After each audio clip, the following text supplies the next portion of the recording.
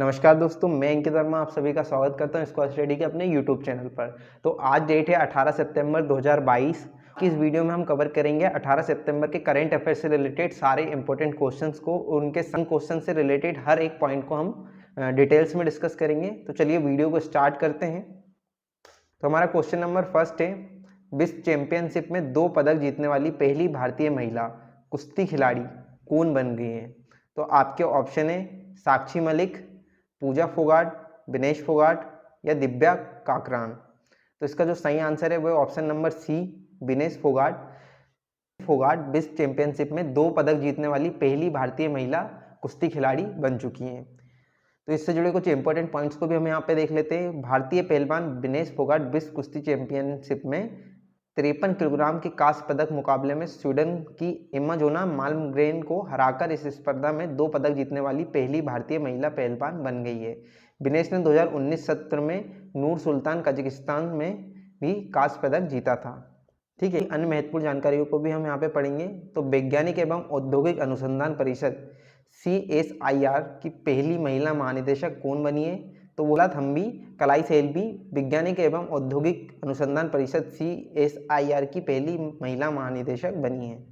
और अंडर 20 विश्व कुश्ती चैंपियनशिप में स्वर्ण पदक जीतने वाली पहली भारतीय महिला पहलवान कौन बन गई है? वो है अंतिम पंघाल।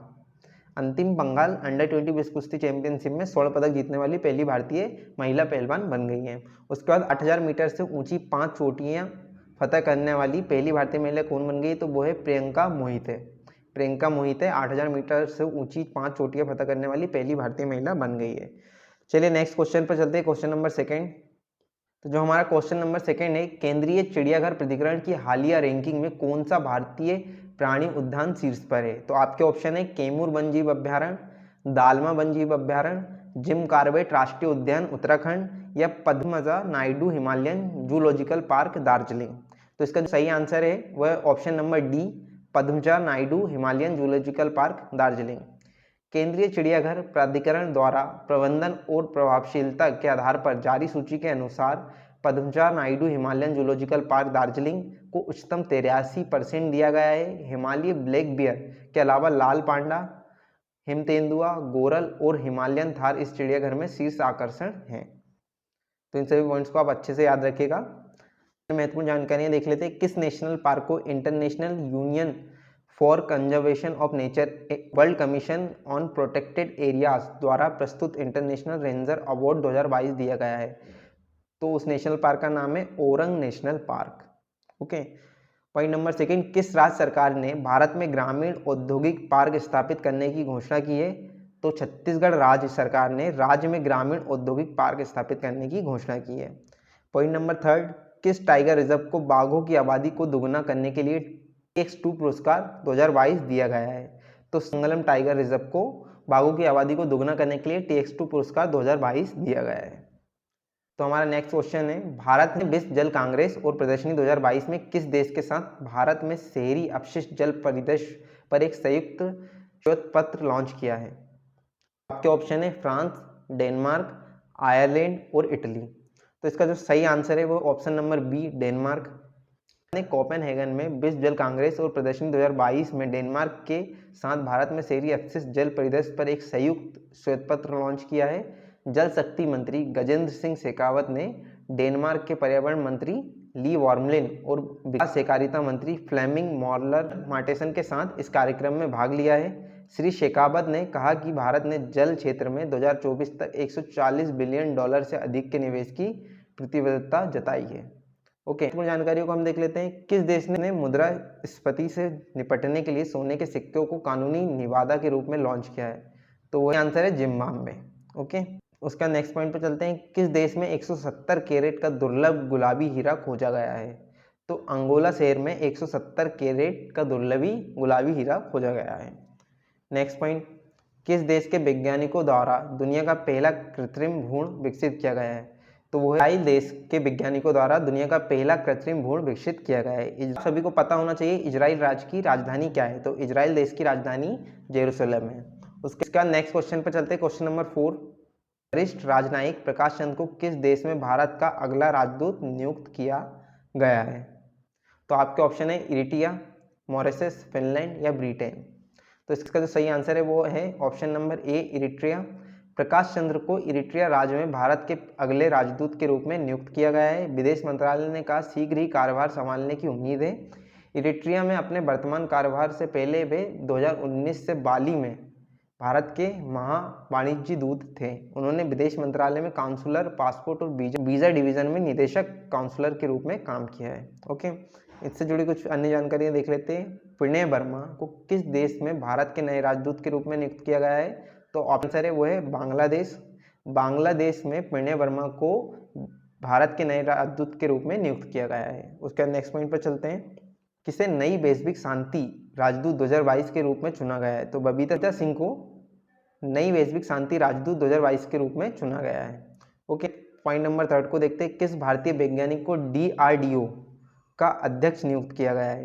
तो समीर बी कामत को DRDO का अध्यक्ष नियुक्त किया गया है। नेक्स्ट क्वेश्चन पर चलते हैं, क्वेश्चन नंबर 5। हमारा क्वेश्चन नंबर 5 है, किस देश ने अंडर 17 दक्षिण एशियाई फुटबॉल चैंपियनशिप 2022 जीती है? तो आपके ऑप्शन है श्रीलंका, नेपाल, इंडिया, बांग्लादेश। तो इसका जो सही आंसर है वो है इंडिया।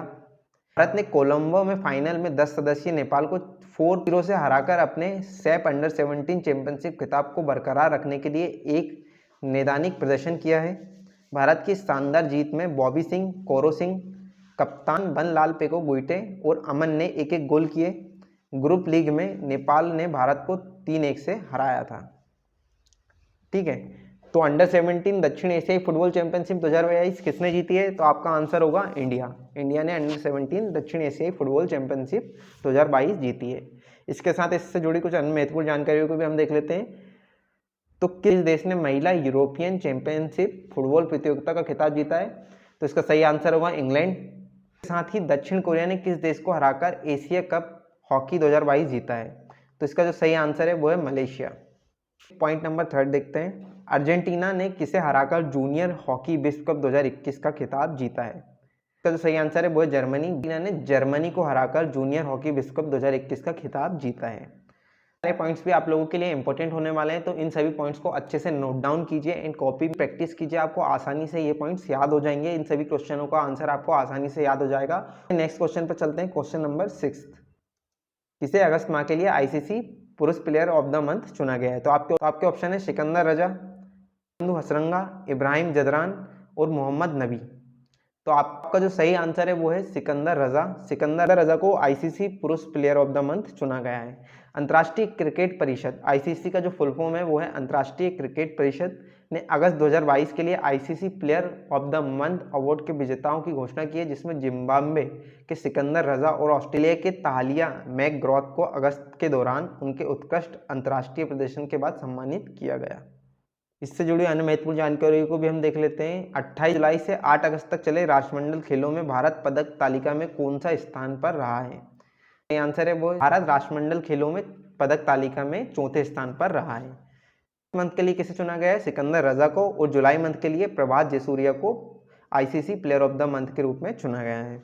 उसके इंग्लैंड के किस क्रिकेटर ने अंतर्राष्ट्रीय क्रिकेट से संन्यास ले लिया है? तो इयोन मॉर्गन जो इंग्लैंड टीम के कैप्टन थे, उन्होंने अंतर्राष्ट्रीय क्रिकेट से संन्यास लेने की घोषणा कर दी है। क्वेश्चन नंबर 7 पर चलते हैं। तो हमारा जो क्वेश्चन नंबर 7 है, कंटार ब्रांडजेट इंडिया रिपोर्ट के अनुसार भारत की सबसे मूल्यवान कंपनी कौन सी बन गई है? तो आपके ऑप्शन है रिलायंस इंडिया, सेकेंड पे है भारत पेट्रोलियम, थर्ड पे HDFC बैंक और फोर्थ है टाटा कंसल्टेंसी सर्विसेज। आपका जो सही आंसर है वो है option number D, Tata consultancy services, TCS। की ब्रांडजेट्स रिपोर्ट में कहा गया है IT सेवा फर्म टाटा कंसल्टेंसी सर्विसेज 2022 में भारत का सबसे मूल्यवान ब्रांड बन गया है। बाजार डेटा और एनालिटिक्स फर्म कंटर की एक रिपोर्ट के अनुसार लंबे समय से टॉपर HDFC बैंक को विस्थापित कर रहा है। स्थान पर है वो है TCS 2022 में 45.5 अरब डॉलर के साथ। तो जो सेकेंड नंबर पे है वो है HDFC बैंक, उनकी बैंक की मार्केट के 32.7 अरब डॉलर है। ओके, तो जो टाटा कंसल्टेंसी सर्विसेज है वो भारत की सबसे मूल्यवान कंपनी बन चुकी है। इसके साथ ही अन्य महत्वपूर्ण जानकारियों को भी हम देख लेते हैं। किस कंपनी ने SMB शांति उत्सव पहल लॉन्च की है? तो व्हाट्सएप कंपनी ने SMB शांति उत्सव पहल लॉन्च की है। उसका नेक्स्ट पॉइंट है हमारा, किस कंपनी ने गगनयान की पहली उड़ान हेतु इसरो को क्रू मॉड्यूल फेयरिंग वितरित की है? तो हिंदुस्तान एरोनॉटिक्स लिमिटेड ने गगनयान की पहली उड़ान हेतु इसरो को क्रू मॉडलिंग फेयरिंग वितरित की है। पॉइंट नंबर 3, किस कंपनी द्वारा भारत का पहला स्वदेश निर्मित लिथियम आयन सेल पेश किया है? तो ओला कंपनी द्वारा भारत का पहला स्वदेश निर्मित लिथियम आयन सेल पेश किया है। ठीक है, तो पॉइंट नंबर 4 को देख लेते हैं। किस कंपनी को Microsoft partner of the year award 2022 दिया गया है? तो HCL टेक्नोलॉजी को Microsoft partner of the year award 2022 दिया गया है। चलिए नेक्स्ट क्वेश्चन पर चलते हैं। क्वेश्चन नंबर 8 है, विश्व रोगी सुरक्षा दिवस मनाया जाता है। तो विश्व रोगी सुरक्षा दिवस किस दिन मनाया जाता है? तो इसका जो आपके जो ऑप्शन है 14 सितंबर, 15 सितंबर, 16 सितंबर या 17 सितंबर। तो इसका जो सही आंसर है वो ऑप्शन नंबर डी, 17 सितंबर इसका सही आंसर है। ओके, तो विश्व रोगी सुरक्षा दिवस 17 सितंबर को मनाया जाता है। दुनिया भर में हर व्यक्ति अपने जीवन में किसी न किसी समय बीमारी को रोकने और इसका इलाज करने के लिए दवाएं लेगा। हालांकि अगर गलत तरीके से संग्रहित, निर्धारित, वितरित, प्रशासित या अपर्याप्त निगरानी की जाती है तो दवाएं कभी कभी गंभीर नुकसान पहुंचाती है। असुरक्षित दवा पद्धतियों और दवा त्रुटियां दुनिया भर में स्वास्थ्य देखभाल में परिहार नुकसान का एक प्रमुख कारण है। तो इसके लिए विश्व रोगी सुरक्षा दिवस मनाया जाता है। तो इसका जो सही आंसर है वो है 17 दिसंबर को विश्व रोगी सुरक्षा दिवस मनाया जाता है। और इस साथ अन्य महत्वपूर्ण दिवस को भी हम यहाँ पे देख लेते हैं। तो 14 मार्च को नदियों के लिए अंतर्राष्ट्रीय कार्रवाई दिवस मनाया जाता है। उसके बाद 15 मार्च को विश्व उपभोक्ता अधिकार दिवस मनाया जाता है। उसके साथ ही 16 मार्च को राष्ट्रीय टीकाकरण दिवस मनाया जाता है। 18 मार्च को विश्व नींद दिवस भी मनाया जाता है। उसके साथ ही 18 मार्च को आयुध निर्माणी दिवस भी मनाया जाता है। 20 मार्च को अंतर्राष्ट्रीय प्रसन्नता दिवस मनाया जाता है। ठीक है, तो सभी महत्वपूर्ण दिवसों को भी आप याद कर लीजिएगा, इनसे भी रिलेटेड एग्जाम में 1 से 2 क्वेश्चन पूछे जाते हैं। चलिए क्वेश्चन नंबर 9 पर चलते हैं। क्वेश्चन नंबर 9 है, किस राज्य ने कन्नड़ भाषा को अनिवार्य करने के लिए कानून बनाने की घोषणा की है? तो आपके ऑप्शन है तमिलनाडु, कर्नाटक, उड़ीसा और गुजरात। तो इसका जो सही आंसर है वो है कर्नाटक।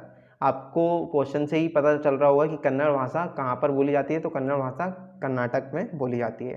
तो हिंदी दिवस मनाने के खिलाफ कुछ इलाकों में विरोध और गुस्से के बीच कर्नाटक के मुख्यमंत्री बसवराज बोम्मई ने कहा कि उनकी सरकार राज्य में कन्नड़ को अनिवार्य बनाने के लिए एक कानून ला रही है। कन्नड़ कार्यकर्ताओं कई वर्षों से कन्नड़ को प्रशासनिक भाषा के रूप में पूर्ण रूप से लागू करने की मांग कर रहे हैं। हालांकि मुख्यमंत्री ने ये निर्देश नहीं किया कि ये प्रशासनिक भाषा के संदर्भ में है या फिर इसका दायरा इससे परे है। तो किस राज्य ने कन्नड़ भाषा को अनिवार्य करने के लिए कानून बनाने की घोषणा की है? तो कर्नाटक राज्य ने कन्नड़ भाषा को अनिवार्य करने के लिए कानून बनाने की घोषणा की है। ठीक है, इससे जुड़े अन्य महत्वपूर्ण जानकारी भी हम देख लेते हैं। किस राज्य सरकार ने निमोनिया के कारण शिशु मृत्यु दर में कमी लाने के उद्देश्य से सांस अभियान शुरू किया है? तो कर्नाटक सरकार ने निमोनिया शिशु मृत्यु दर में कमी लाने के उद्देश्य से सांस अभियान शुरू किया है। ओके, सांस अभियान कहाँ शुरू किया गया है? तो सांस अभियान कर्नाटक राज्य में शुरू किया गया है। उसका नेक्स्ट पॉइंट है, किस राज्य सरकार ने काशी यात्रा योजना शुरू की है? तो कर्नाटक राज्य ने काशी यात्रा योजना शुरू की है। उसका नेक्स्ट पॉइंट को देख लेते हैं, किस राज्य सरकार ने स्वामी विवेकानंद युवा शक्ति योजना की शुरुआत की है? तो कर्नाटक राज्य ने स्वामी विवेकानंद युवा शक्ति योजना की शुरुआत की है। तो चलिए नेक्स्ट क्वेश्चन की ओर बढ़ते हैं। क्वेश्चन नंबर 10 को देख लेते हैं। हाल ही में भारतवंशी नेपाली राजधानी नीदरलैंड में किस देश का राजदूत नियुक्त किया गया है? तो आपके ऑप्शन है फ्रांस, अमेरिका, जर्मनी और ऑस्ट्रेलिया। तो इसका जो सही आंसर है वो है अमेरिका। अमेरिका के द्वारा नेपाली राजधानी को नीदरलैंड में राजदूत नियुक्त किया गया है। इससे जुड़ी कुछ अन्य महत्वपूर्ण जानकारियों को भी देख लेते हैं। यूएई प्रमुख स्वास्थ्य सेवा कंपनी ब्रुजुल होल्डिंग्स ने शाहरुख खान को अपना ब्रांड एम्बेसडर नियुक्त किया है। पॉइंट नंबर 2, नागेश सिंह को थाईलैंड में भारत का राजदूत नियुक्त किया गया है। दौरास्वामी यूके में भारत के उच्चायुक्त नियुक्त हुए हैं। उसके बाद क्रेडिट स्विस के नए सीएफओ कौन बने? तो क्रेडिट स्विस के नए सीएफओ दीक्षित जोशी बने हैं। तो हमेशा की तरह आपके लिए हमारे पास एक क्वेश्चन है। इस क्वेश्चन का आंसर आप सभी को इस वीडियो के कमेंट बॉक्स में बताना है। तो आपका जो क्वेश्चन है, आपके ऑप्शन है तीसरा स्थान, आपका प्रश्न है जनसंख्या की दृष्टि से देश में मध्य प्रदेश। जिस किसी को भी इसका सही आंसर पता है वो हमें कमेंट बॉक्स में जरूर बताएं। होप आपने इस वीडियो में सारे इंपॉर्टेंट पॉइंट्स को नोट डाउन किया होगा और उनकी प्रैक्टिस आप डेली बेसिस पे करेंगे, जिससे कि आपको ये सारे प्रश्न आसानी से याद रहें। तो अगर आपको वीडियो पसंद आए तो वीडियो को लाइक एंड चैनल को सब्सक्राइब कर लीजिए। हम डेली बेसिस पे आपको करेंगे, डेली बेसिस पर हर इंपॉर्टेंट क्वेश्चन हम आपको डेली कराते हैं। तो अगर वीडियो पसंद आए तो वीडियो को लाइक एंड चैनल को सब्सक्राइब कीजिए और अपने फ्रेंड्स लोगों के साथ शेयर कीजिए। मिलते हैं नेक्स्ट ऐसी ही इंफॉर्मेशनल वीडियो के साथ। जय हिंद।